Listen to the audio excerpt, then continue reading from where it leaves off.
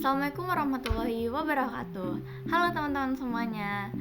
Perkenalkan, nama saya Zulfa Aulia Faraibu Putri dari Prodi Akuntansi Bisnis Digital semester 4D dengan NPM 24752137. Di sini di vlog kali ini aku akan menjelaskan materi yang lumayan penting nih di mata kuliah Business Intelligence, yaitu Power BI. Power BI ini ranahnya lebih ke data analisis ya. Jadi kita melihat data-data yang bisa dianalisis untuk menjadi suatu keputusan atau suatu informasi gitu ya. Nah, aku sebagai mahasiswa akuntansi nih pernah ngerasain nih, mungkin yang lain juga pernah ngerasain pusingnya ngelihat laporan keuangan atau laporan akhir bulan yang isinya angka-angka semua. Mungkin untuk teman-teman akuntansi itu udah lumayan sering ya kita lihat di analisis keuangan atau dimanapun, soalnya kan pasti akuntansi sangat berhubungan dengan laporan tersebut.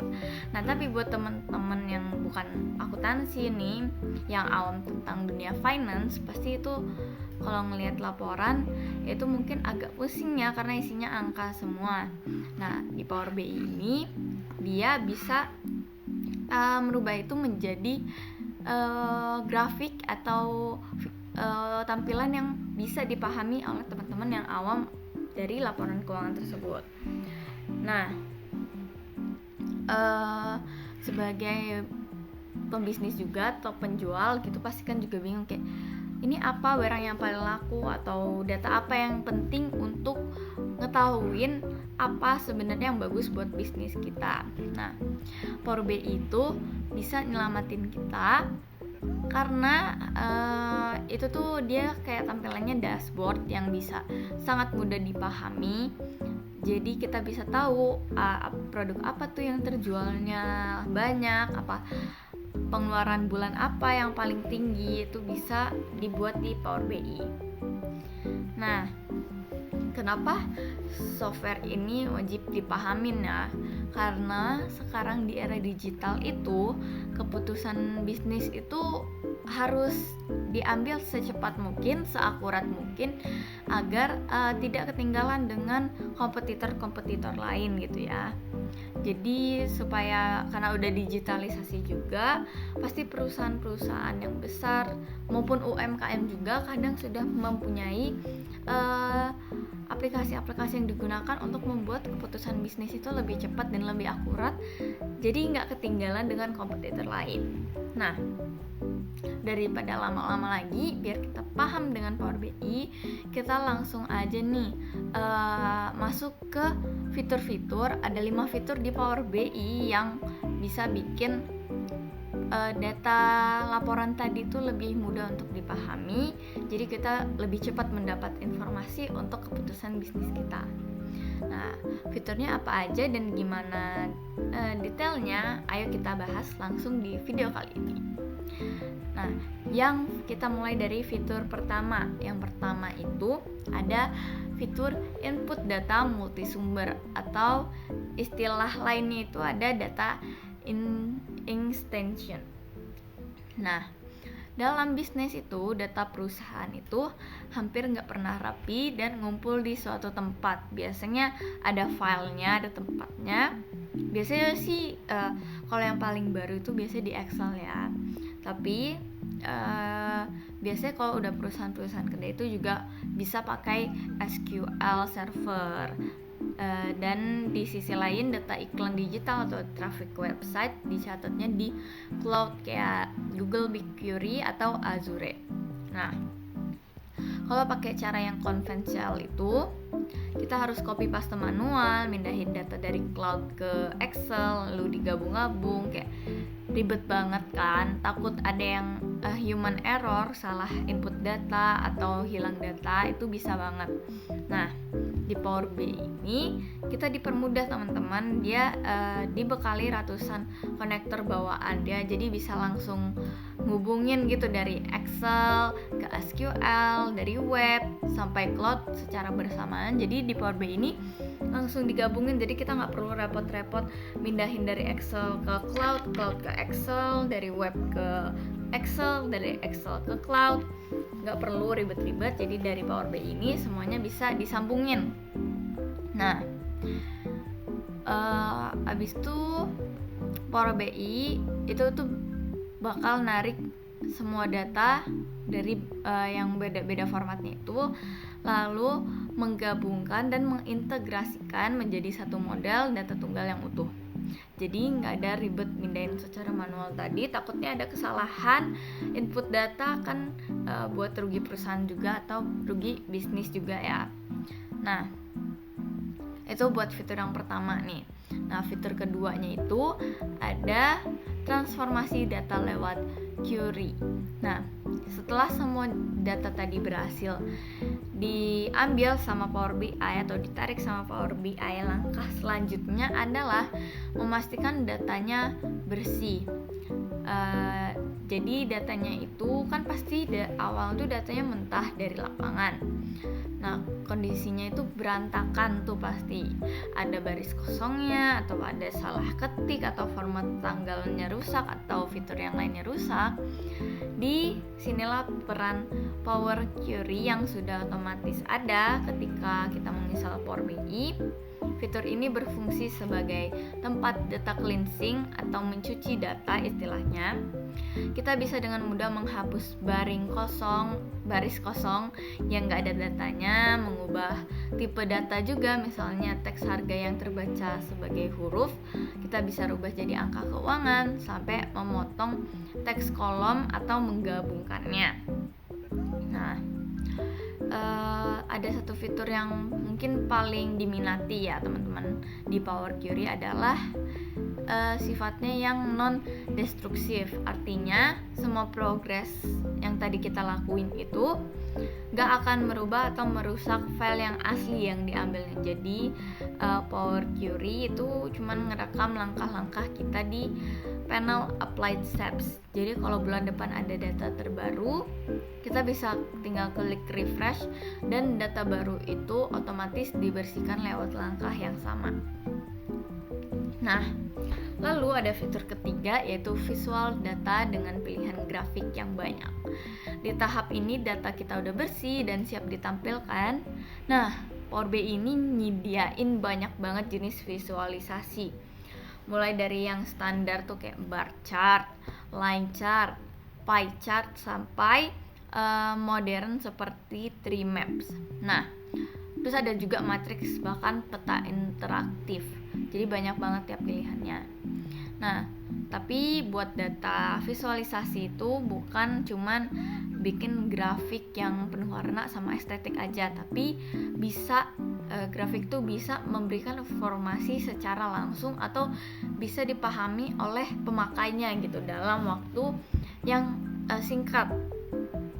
Nah, di sini kita dituntut untuk tahu tips memilih visual yang tepat sesuai jenis datanya. Contohnya, kalau kita pengen nunjukin data pertumbuhan omset dari bulan ke bulan selama setahun, visual yang paling pas itu line chart atau grafik garis, karena bagi kita itu bisa langsung ngelihat pola naik turunnya. Biasa kan kalau misalnya ada mengalami penurunan, itu kan polanya menurun, terus kalau misalnya kenaikan dia polanya langsung naik. Jadi lebih mudah dipahami dibandingkan kalau misalkan kita pakai pie chart tuh kan kayak kadang tuh orang nggak ngelihat cuman kecil besar, kayak jadi ini nih bagus apa enggak sih gitu kan.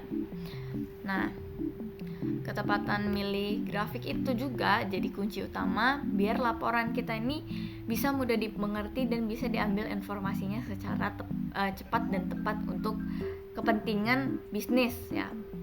Nah, lalu ada fitur yang keempat yaitu adalah berbagi laporan dengan konsistensi versi.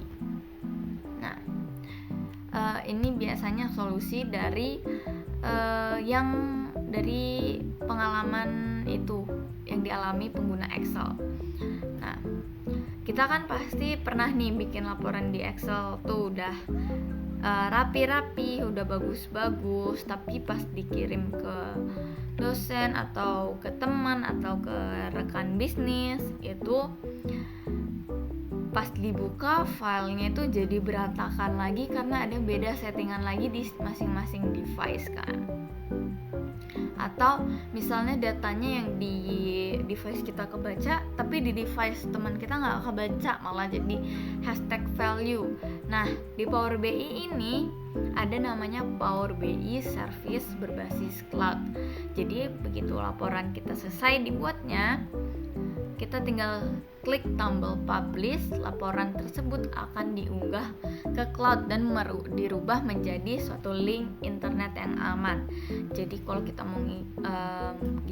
mau memberikan data kita, itu kita bisa kasih link tersebut, mau dia bukanya dari laptop, mau dia bukanya dari tab, dari HP, itu tampilannya bakal persis, rapih dan konsisten. Jadi tampilannya itu nggak berubah-ubah kayak kok jadi aneh, kok jadi berantakan gitu. Itu yang bikin Power BI ini unggul juga ya, karena bisa dibuka di device manapun.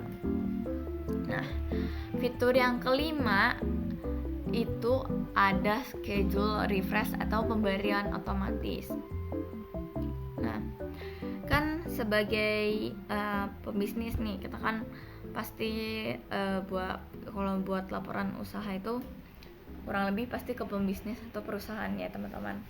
Nah, kalau misalkan kita ke perusahaan atau pembisnis itu kan laporan itu kalau bisa harus diupdate secara terus-menerus biar kita nggak tahu kondisi yang paling terbaru tentang bisnis kita atau perusahaan kita.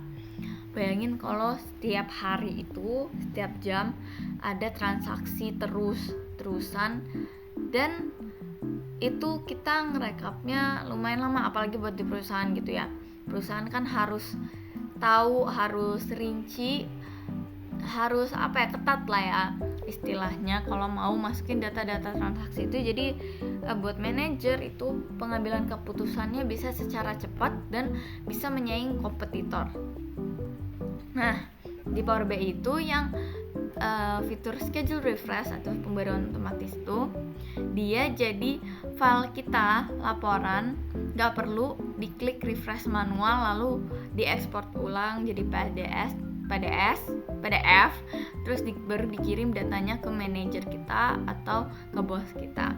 Kalau di Power BI kita ada schedule refresh jadi ketika kita udah punya filenya, kita bisa ngatur nih jadwal kapan sistem itu harus nge-refresh datanya untuk mengupdate dari data yang lama ke data yang baru. Nah, misalkan kalau teman-teman kantoran itu biasanya jam 8 kan udah buka data tuh. Jadi bisa diatur, disetting setiap jam 8 pagi itu datanya ke refresh. Jadi kita pas udah mau mulai nganalisis data terbaru di hari itu udah nggak perlu refresh manual, jadi udah ke refresh otomatis. Kita tinggal ngeliat datanya, tinggal analisis datanya, dan data yang paling terbaru udah siap. Atau misalkan buat perusahaan yang terus-terusan tuh transaksinya bisa dijadwalkan 3 kali sehari. Jadi setiap 3 kali sehari dia ke refresh tuh datanya. Jadi bakal dapat data yang update terus tuh.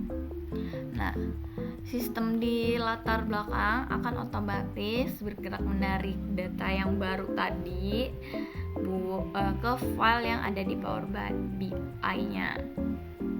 Jadi pokoknya data yang yang diberikan tuh selalu paling fresh gitu, udah tanpa kita nge-refresh ulang gitu teman-teman. Nah, mungkin itu tuh fitur-fitur yang ada di Power BI yang bisa kita gunakan di Power BI tersebut. Nah, kesimpulannya dari materi-materi yang sudah aku jelaskan tadi, visualisasi data yang efektif itu sebenarnya bukan cuma soal keahlian teknis menggambar grafik yang indah, melainkan sebuah perpaduan yang harmonisasi antara pemahaman kita terhadap audiens, pemilihan jenis grafik yang tepat, desain yang bersih atau estetis, serta alur cerita data atau data storytelling yang kuat. Nah, Power BI ini hadir sebagai software yang sangat luar biasa di industri saat ini karena mampu mengakomodasi seluruh alur kerja tersebut ke dalam suatu aplikasi tunggal, mulai dari integrasi data dari banyak tempat, pembersihan install lewat Power Query, penghitungan rumus keuangan yang rumit menggunakan bahasa DAX, sehingga proses distribusi laporan yang aman, otomatis, dan konsisten di cloud. Mungkin sekian rangkuman Power BI yang saya dapat dari materi yang diberikan dan fitur-fitur yang bagus di dalamnya. Semoga bisa diimplementasikan di aplikasi yang sedang kami kerjakan. Mungkin cukup sekian penjelasan dari saya. Mohon maaf bila ada kesalahan ucapan atau omongan. Mungkin saya akhiri vlog kali ini. Wassalamualaikum warahmatullahi wabarakatuh. Terima kasih.